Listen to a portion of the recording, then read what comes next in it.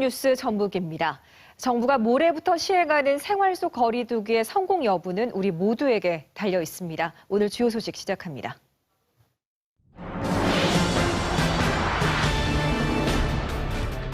제주발 군산행 대한항공 여객기가 미군 측의 갑작스런 활주로 폐쇄로 전남북 상공을 돌다 1시간 14분 만에 착륙했습니다. 당시 여객기에 탔던 승객 130여 명은 불안과 공포에 떨어야 했습니다. 제21대 국회 개원이 한 달도 남지 않았습니다. 오늘은 민주당 안호영 전북도당위원장에게 지역 현안 입법과 관련한 민주당의 역할과 전북 발전 전략 등을 직접 들어봅니다. 날씨가 풀리면서 방파제나 갯바위 등지로 바다 낚시꾼이 몰리고 있습니다. 오늘 안전K에서는 해경 관계자와 함께 출입 금지 구역에서의 사고 원인과 현장 단속 실태 등을 자세히 살펴봅니다. 네, 오늘 첫 소식입니다. 제주에서 출발해 군산으로 오던 항공기가 제때 착륙을 하지 못하고 1시간 넘게 공중을 헤맸습니다. 미군이 군산공항 활주로를 갑자기 막아 빚어진 일인데요. 이유에 대해서는 명확한 입장 내놓지 않았습니다. 조선우 기자입니다. 오늘 오후 1시 20분 제주를 출발한 대한항공 KE1918편. 어찌된 영문인지 군산공항 근처까지 왔다가 주변을 맴돌더니 무안공항 쪽으로 방향을 틉니다. 아래로 갔다가 다시 군산공항으로 항로를 바꾸길 여러 차례. 1시간이면 도착했어야 할 여객기는 2시간이 지난 오후 3시 34분이 돼서야 착륙했습니다. 1시간 넘게 공중에서 헤매고 도착이 지연되는 동안 승객들은 이유조차 알 수 없었습니다. 20분 정도 기다리라고 했다고 하는데 1시간 정도 지나니까 방송을 안 해가지고 한 번만 방송하고 왜 1시간 넘게 방송을 안 하냐고 그래가지고 민원이 있었던 문제는 있었죠. 미군 측이 사전 연락도 없이 활주로를 닫아 빚어진 일입니다. 군사대공항에 대해서는 저희한테 통보를 하지는 않습니다. 그래서 저희들 입장에서도 이제 좀 답답한 상황이었었고요. 미군은 명확한 입장을 내놓지 않았습니다. 당시 훈련은 없었다면서 활주로가 어떤 상황이었는지에 대한 설명은 하지 않았습니다.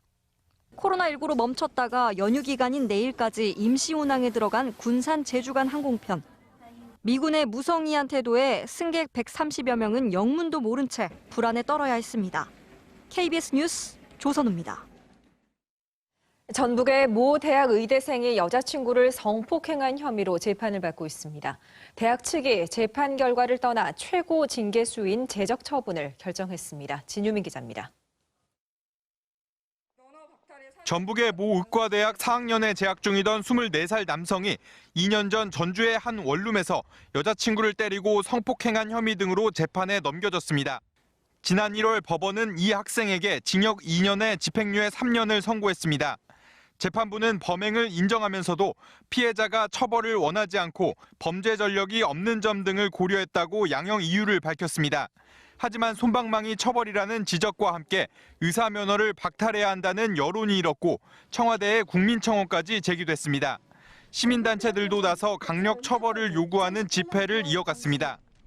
진상조사에 나선 대학 측은 결국 최고 징계수위인 제적 처분을 내렸습니다. 퇴학 처리하고 재입학도 허용하지 않기로 했습니다. 의대 교수들께서도 이 사안을 엄중히 바라보고 결코 일어나서는 안 되는 일로 판단해서 제적키로 이렇게 의결을 한 것 같고요. 하지만 성추행으로 출교된 서울 모대학 의대생이 다시 대입 절차를 밟아 다른 의대에 합격한 사례가 있어 성범죄자의 의료면허 취득 자체를 제한해야 한다는 주장도 나오고 있습니다. 대학 측의 제적 조치와는 별도로 검찰과 해당 의대생 모두 1심 재판 결과에 불복해 제기한 항소심 선고는 다음 달쯤 이뤄질 예정입니다. KBS 뉴스 진유민입니다. 전북지방경찰청은 미성년자를 대상으로 한 성착취 영상을 소지하고 유포한 혐의로 전북에 사는 20대 남성을 구속해 검찰에 송치했습니다. 경찰은 이 남성 외에 다른 4명도 아동 성착취물을 소지한 혐의로 기소 의견으로 검찰에 넘겼으며 현재 디지털 성착취 관련 범죄 33건을 수사하고 있습니다.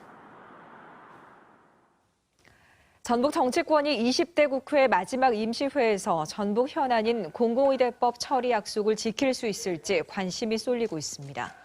공공의대법 제정안은 코로나19 대응 법안으로 꼽혀 국회에서도 조속한 안건 처리가 예상됐지만 지난 임시회에서 상임위 논의조차 미뤄져 법안이 폐기될 우려를 낳고 있습니다.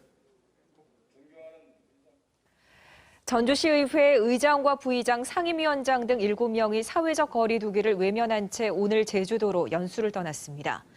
시의회 관계자는 추경 예산 편성 준비와 선진지 견학 등을 위한 것이며 정확한 일정과 비용 등은 알지 못한다고 설명했습니다.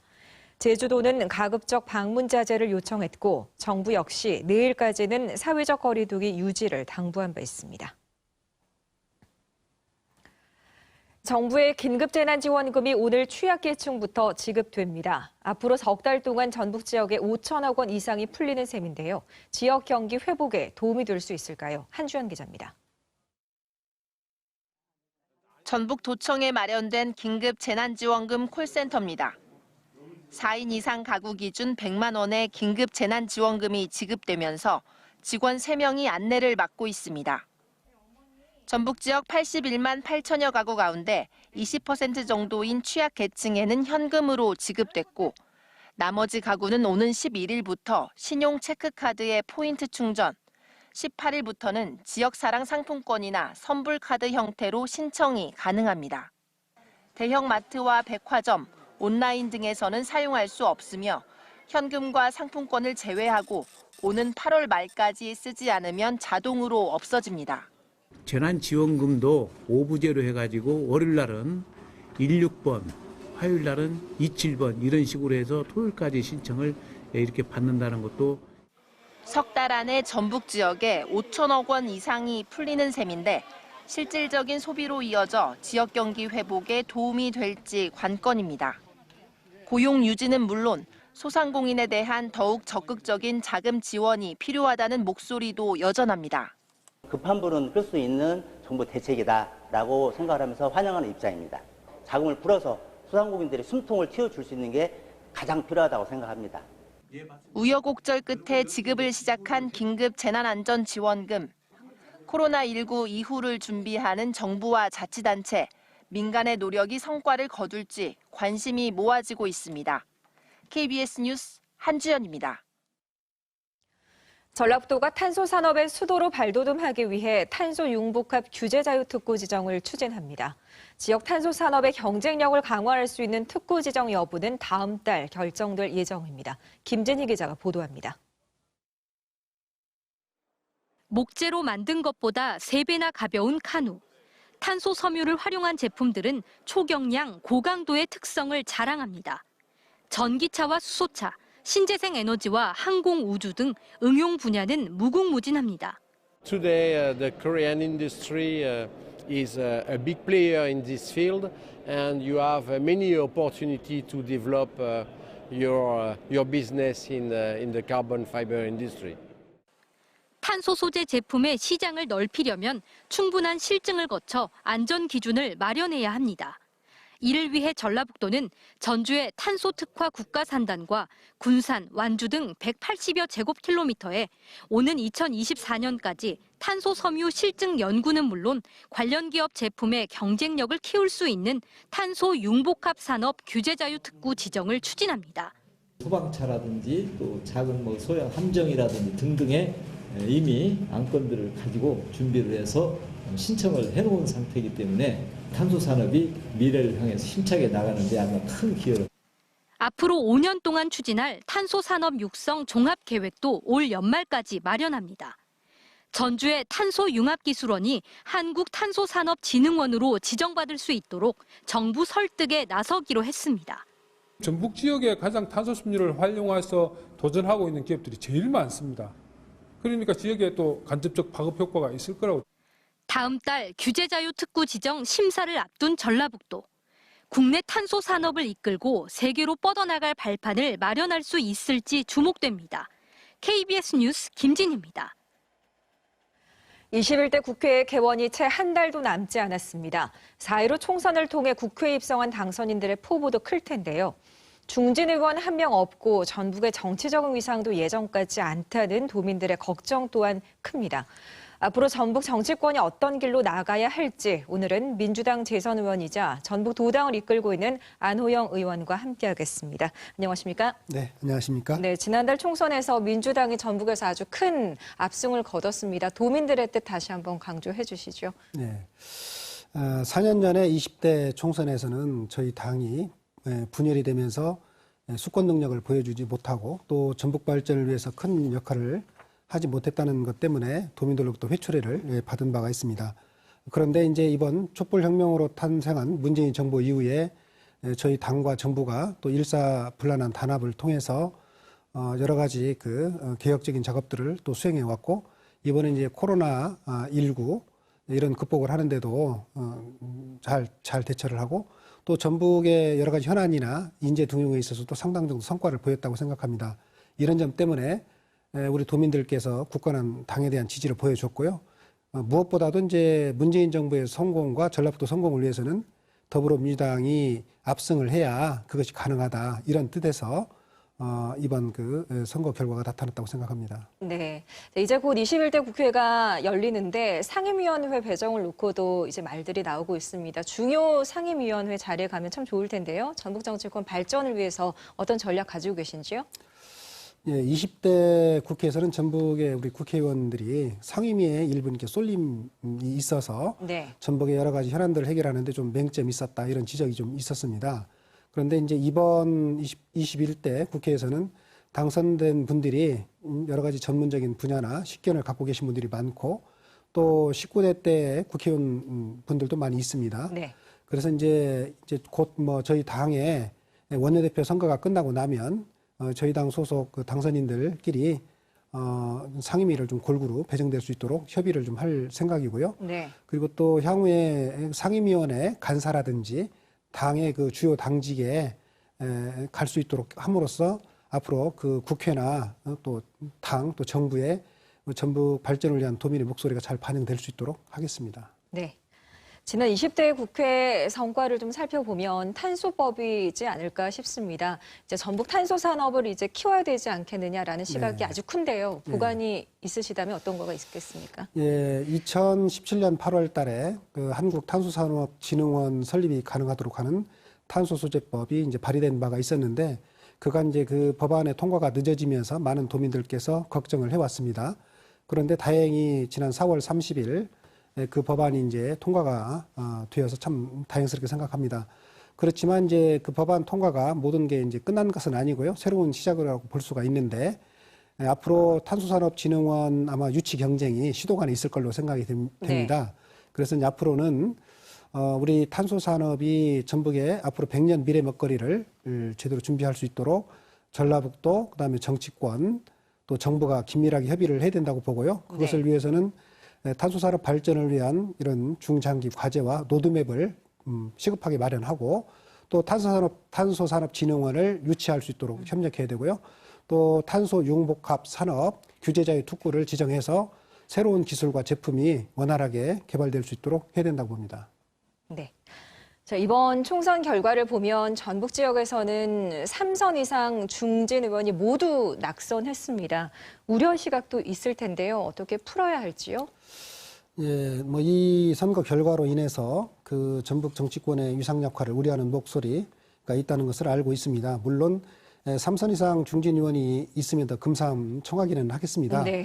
그러나 이번에 이제 당선되신 분들이 모두 전북 지역의 10분 모두가 정치적인 어떤 경험과 또 식견이 뛰어나시고 정치력이 있다고 봅니다. 그래서 이제 이런 10분이 잘 협력하고 또 특히나 이번에 이제 전북 출신으로 비례대표로 당선되신 분이 6분이 계시고 또 전북과 직간접적으로 연고가 있는 분이 한 28분이 계십니다. 그래서 네. 합해서 한 44분의 전북 연고 출신 의원들이 계시고요. 또 정부에서도 정세균 총리를 비롯해서 전북 출신 우리 장관님들도 많이 계십니다. 그래서 이런 분들이 한 마음으로 한 뜻으로 잘 협력한다고 그런다면 여러 가지 전북의 현안들을 잘 풀어갈 수 있는 다시 전북 정치권의 부흥기가 될 수 있다. 저는 네. 그렇게 말씀드리겠습니다. 네, 신선한 의견, 신선한 의안으로 조금 더 프레시하게 풀어가셨으면 좋겠습니다. 네. 자, 이렇게 당선이 10명을 보면 9명이 민주당 소속이지 않겠습니까? 네. 야당과의 소통도 분명히 필요할 텐데 이 부분 좀 걱정이긴 한데요. 네, 그 부분은 뭐 걱정을 안 하셔도 될 것 같습니다. 왜냐하면은 네. 저희가 20대에서도 더불어민주당 의원이 두 명이었음에도 불구하고 전북 발전을 위해서는 여야 간에 협력을 해왔다고 생각을 합니다. 네. 21대에서도 당연히 9명은 9명대로 또 협력을 하겠지만 전북 발전을 위해서는 아무래도 야당이라도 힘을 보태는 게 당연하기 때문에요. 우리 전북 출신 여당 의원 또 4명인가요? 4명하고 또 어떤 다른 당과도 충분히 협력해 나가도록 노력하겠습니다. 네, 앞으로 애써주시기 바랍니다. 고맙습니다. 네, 감사합니다. 네, 다음 소식 이어가겠습니다. 전북 상공회의소협의회는 오늘 성명을 통해 탄소산업진흥원 설립 근거를 담은 탄소소재법 개정안의 국회 통과를 환영한다고 밝혔습니다. 또 탄소 산업 발전을 위한 충분한 예산 지원과 함께 민간 연구개발 투자 확대, 기반시설 구축 등이 차질 없이 추진되도록 정부와 정치권이 힘을 모아야 한다고 강조했습니다. 코로나19 여파로 중단된 등교 수업이 차례대로 재개됩니다. 전북교육청은 교육부 지침에 따라 학사 일정 진행에 시급한 고3 학생이 오는 13일 가장 먼저 등교하고 20일에는 고2와 중3, 초1, 2학년과 유치원생이 등교한다고 밝혔습니다. 오는 27일에는 고1과 중2, 초3, 4학년이 다음 달 1일부터 중1과 초5, 6학년이 등교합니다. 코로나19 여파로 제대로 수업을 받지 못한 고3 학생들을 위해서 수능 출제 범위를 축소하자 이런 주장까지 나오고 있는데요. 학생부 종합 전형인 수시도 또한 걱정입니다. 외부 활동을 평가해야 하는데 과연 가능한 일일까요? 조경무 기자입니다. 코로나19 감염 위험 때문에 석 달째 등교하지 못하고 온라인 수업을 받는 전북 지역 고3 수험생은 18,000여 명. 70% 정도는 학생부 종합 전형인 수시로 대학에 진학하게 됩니다. 하지만 사회적 거리 두기로 학생들의 외부 활동이 막혀 수시에서 큰 비중을 차지하는 봉사 등 창의적 체험 활동에 대한 평가 자체가 어려워졌습니다. 이제 수시에서라면 아이들의 활동이 중요하기 때문에 선생님과 아이들이 학교 프로그램을 중심으로 해서 많은 활동을 그려나가고 그것을 갖다가 기록해주는 시스템인데 지금 아이들이 일단 등교 계약을 안 했기 때문에 이달 안에 등교 계약이 이루어진다 해도 학생부 작성 기준 시점인 8월까지 학생들이 외부 활동을 마치는 건 쉽지 않은 게 현실입니다. 이런 이유로 전북교육청은 올해 대입 수시 전형에서 외부 활동 평가 영역을 축소하고 교과 세부 능력 특기 사항만 학생부에 담을 것을 제안했습니다. 수시 학생부 종합 전형에서 대학이 학생부 비교과 영역을 평가할 때 교과 세부 능력 특기 사항을 중심으로 하는 학생부 평가를 하도록 요구합니다. 예기치 않은 재난에 시험이 2주 연기되고 다양한 요구가 잇따르고 있는 올해 대입제도. 고3 수험생과 학교 현장의 혼란을 줄이기 위한 정부 차원의 구체적인 대책 마련이 시급합니다. KBS 뉴스 조경모입니다.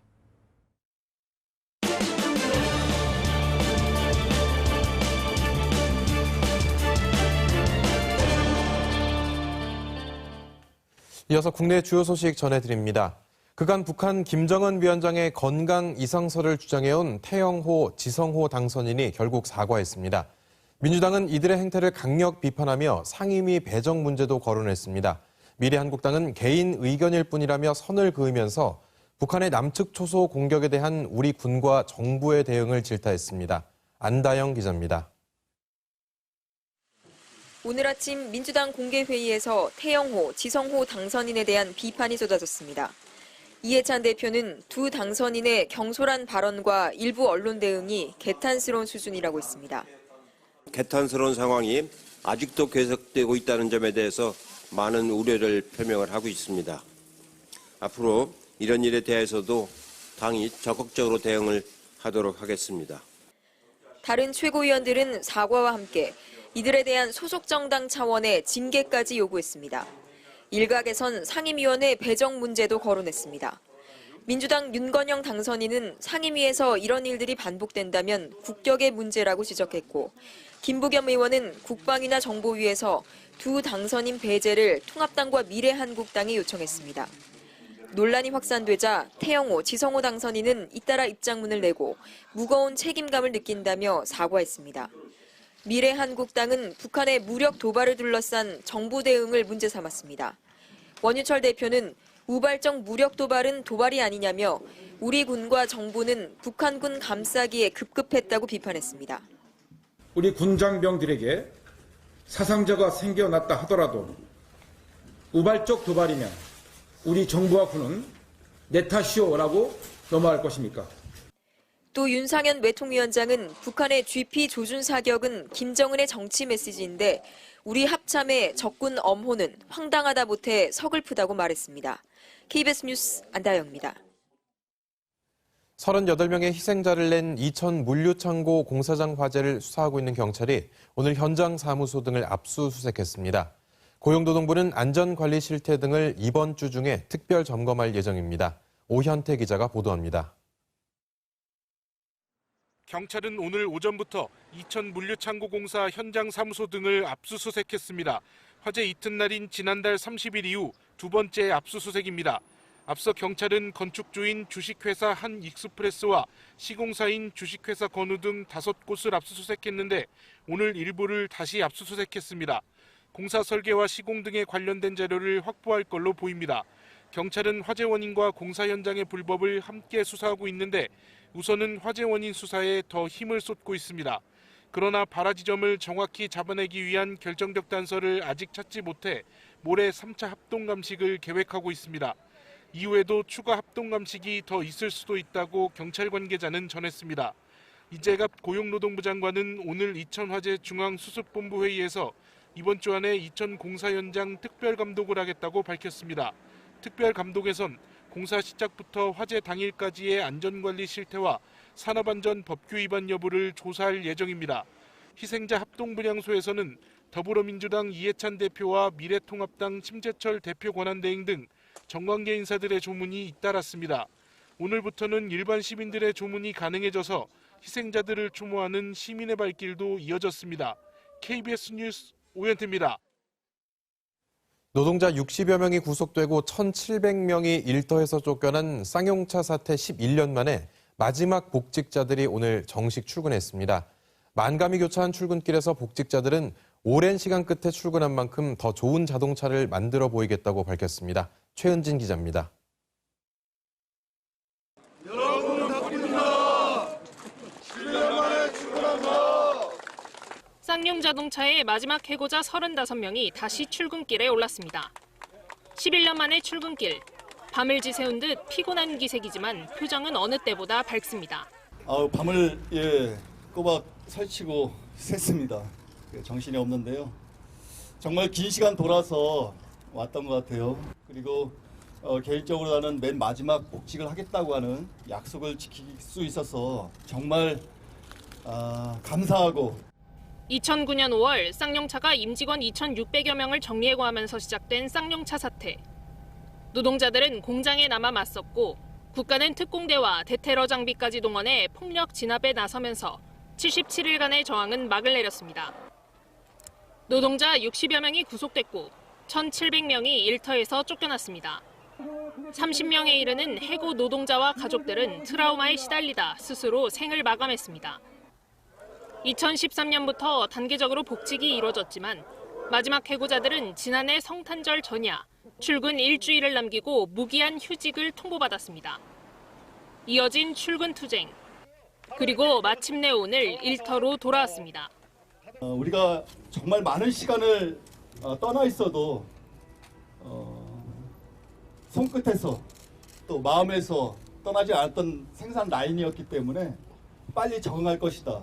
하지만 쌍용차 최대 주주인 인도 마힌드라 그룹이 신규 투자 계획을 철회하는 등 경영이 악화된 상황. 회사와 함께 위기 극복을 위해 최선을 다하겠다고 했습니다. 복직자들은 앞으로 2달간 인재개발원에서 교육을 받은 뒤 7월부터 현장 배치됩니다. KBS 뉴스 최은진입니다. 코로나19 종식을 위해 세계 각국이 치료제와 함께 백신 개발 속도전을 벌이고 있죠. 그런데 트럼프 미국 대통령이 올해 안에 백신을 개발할 수 있다고 자신하고 나섰습니다. 보도에 이재희 기자입니다. 트럼프 대통령이 코로나19 백신 개발 시한으로 제시한 것은 올해 말입니다. 연말까지 백신을 가지게 될 것으로 확신한다고 밝혔습니다.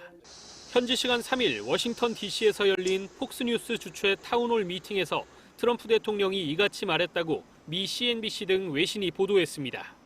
그는 백신을 확보하려 강력하게 밀어붙이고 있다며 연말이라는 개발 시점을 수차례 강조한 것으로 알려졌습니다.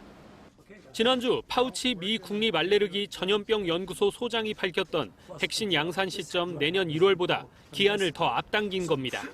앞서 파우치 소장은 내년 1월까지 백신 수억 개 생산이 가능할 것 같다고 말한 바 있습니다. That's an assumption that it's going to be safe, that it's going to be effective, and that we're going to be able to do it quickly. I think each of those are not only feasible but maybe likely.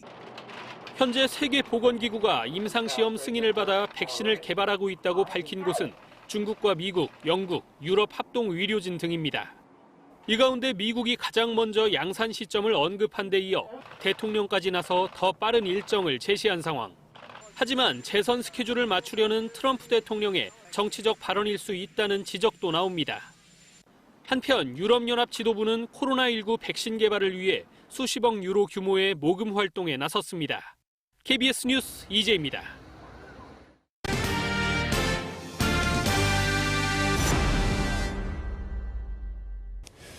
군산항 방파제입니다. 낚시하러 나온 분들 많이 보이는데요. 그런데 이쪽을 보면 출입 금지 표지판이 붙어 있습니다. 100만 원 이하 과태료를 부과할 수 있다고 경고하고 있는데 그러니까 이곳은 출입 자체가 불법인 곳입니다. 사고 예방과 군사시설 보호 등을 이유로 들어갈 수 없는 곳. 법을 어기는 일인 걸 알면서도 울타리를 넘나들고 아예 사다리까지 만들어 달아놨습니다. 영업 후 경고 방송이 나오지만 보다 출입자분들께서는 지금 즉시 밖으로 나가주시기 바랍니다. 크게 개의치 않습니다. 출입 금지돼 있던데.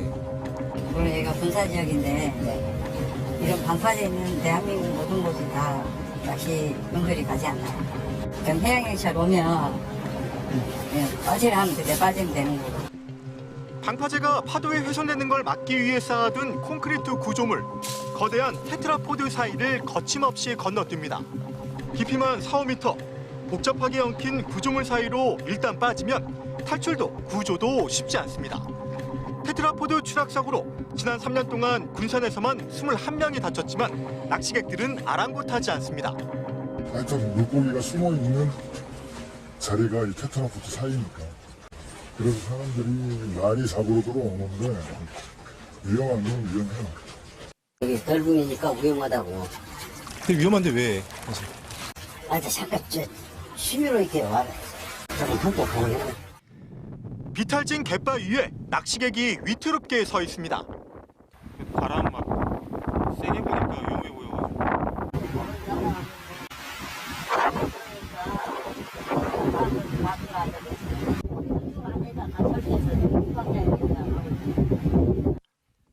이끼가 잔뜩 끼어 몸의 균형을 잡기 쉽지 않은 데다 갑작스러운 너울성 파도에 휩쓸려 사고로 이어질 수 있는 위험에 노출돼 있습니다.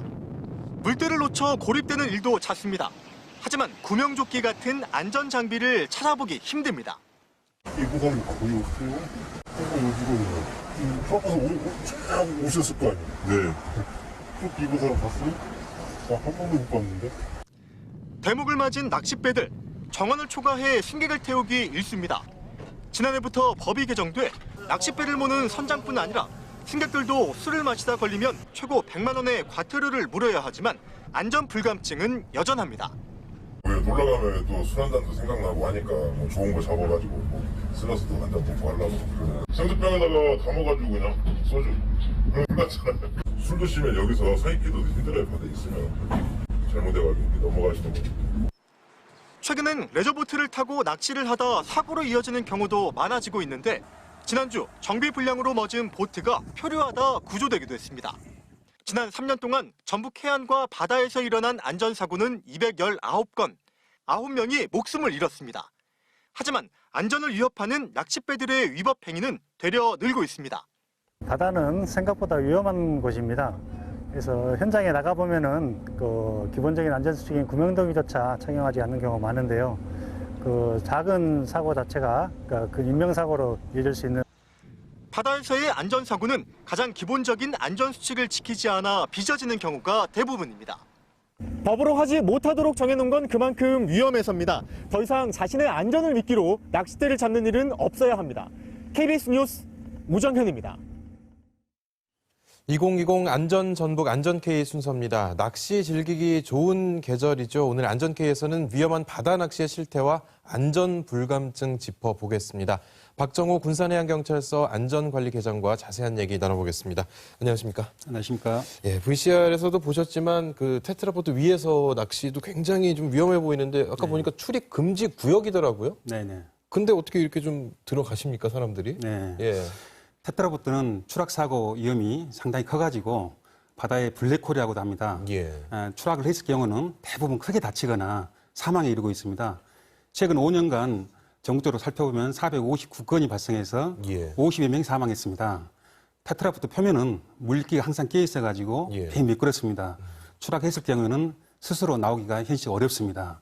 보통 5m 또 보통 아파트 2, 3층 높이인데 매우 깊고 내부 공간이 복잡하기 때문에 안에서 구조를 위해서 소리를 치더라도 바깥까지 들리지 않다거나 또는 음주를 하거나 야간에 추락했을 때는 큰 위험을 안고 있습니다. 최근 우리 군산에서는 출입 통제 구역에 대해서 특별 단속을 해가지고 약 43건을 적발해서 과태료를 처분한 사례가 있습니다. 근데 이제 그것도 문제지만 갯바위 위에서 낚시하시는 분들도 많이 계세요. 이것도 뭐 역시 위험하기는 마찬가지일 것 같은데 어떻습니까? 실제 현장은? 네, 그렇습니다. 갯바위 사고는 대부분 고립사고입니다. 이 고립은 결국은 익수사고로 이을 수가 있습니다. 물때가 물이 빠졌을 때 들어갔다가 물이 들어온 것을 미처 확인하지 못하고 고립된 사고인데요. 전북 해상에서 최근 3년간 약 44%의 가장 많은 비중으로 고립사고가 발생되고 있습니다.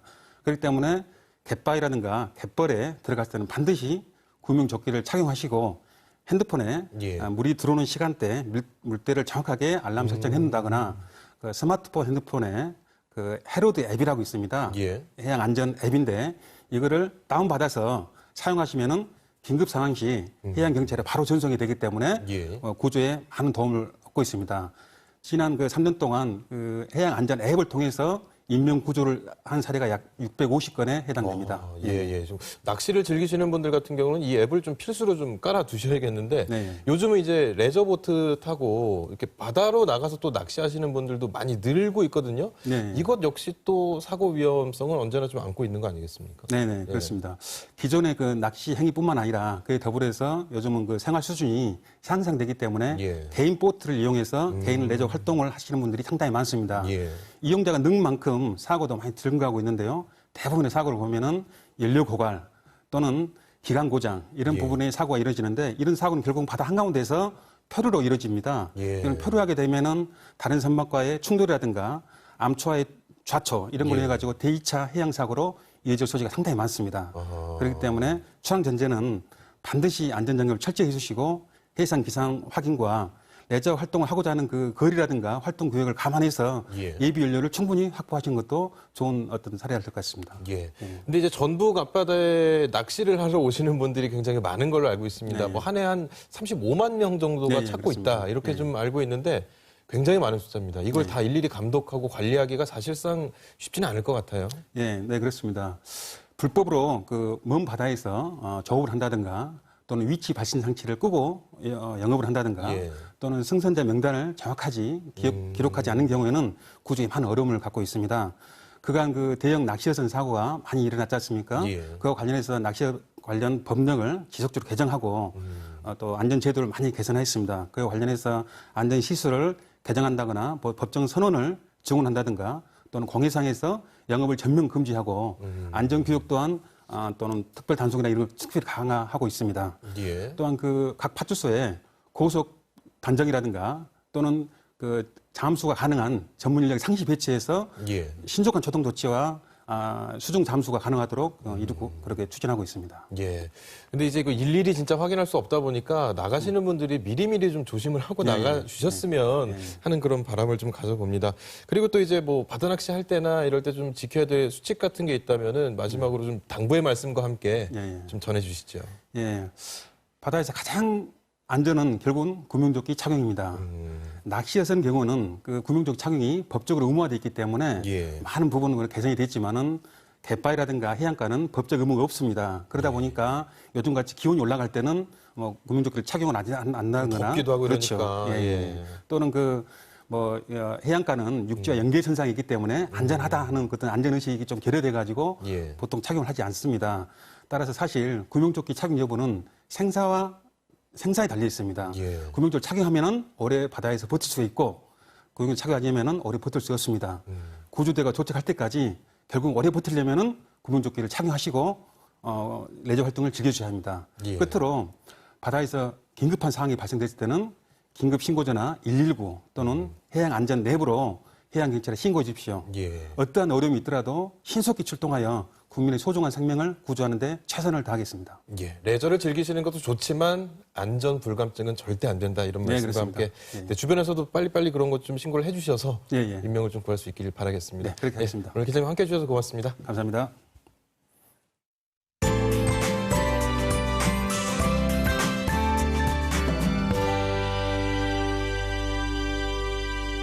벌써 여름이 된 듯합니다. 오늘도 전주 24도까지 올라 때이른 더위가 이어졌는데요. 절기 입하이자 어린이날인 내일은 더위가 한풀 꺾이겠습니다. 낮 기온 21도로 오늘보다 낮겠고요. 오후에 충청과 남부지방 곳곳으로는 5mm 안팎의 비가 조금 내리겠습니다. 비는 내일 오후 북서쪽부터 시작돼 차차 내륙으로 확대되겠습니다. 저녁에는 대부분 그치겠지만 밤까지 남부 지역으로는 비가 이어지는 곳이 있겠습니다. 바깥 활동하실 때 참고하셔야겠습니다. 내일은 약한 기압골의 영향을 받아 구름이 많다가 차차 흐려지겠습니다. 내일 새벽부터 아침 사이에는 안개가 끼는 곳이 있어 가시거리가 200m 이하로 짧아지는 곳이 있겠습니다. 자세한 내일 기온 살펴볼까요? 내일은 비가 내리고 하늘이 흐리면서 오늘보다 기온이 낮겠습니다. 서해안의 아침 기온은 익산 9도, 전주 13도 예상되고요. 낮 기온은 군산 18도, 부안 19도 등 20도를 웃돌겠습니다. 동부 내륙의 아침 기온은 완주 10도, 남원 13도로 출발해 한낮에는 완주와 진안 21도, 우주는 24도 등으로 오늘보다 2도에서 4도가량 낮겠습니다. 물결은 서해남부 먼바다에서 최고 1.5m로 비교적 잔잔하겠습니다. 모레부터 다시 초여름 더위가 이어지겠고요. 주말에는 전국에 비가 내릴 전망입니다. 날씨였습니다. 코로나19로 2달 넘게 닫혀있던 학교 문이 오는 13일 고등학교 3학년을 시작으로 차례로 등교 수업이 시행됩니다. 등교 이후에도 집단 감염 안심할 수 없기 때문에 학교 차단 방역과 개인 위생 수칙은 보다 꼼꼼하게 지키셔야겠습니다. 수요일에 뵙겠습니다. 고맙습니다.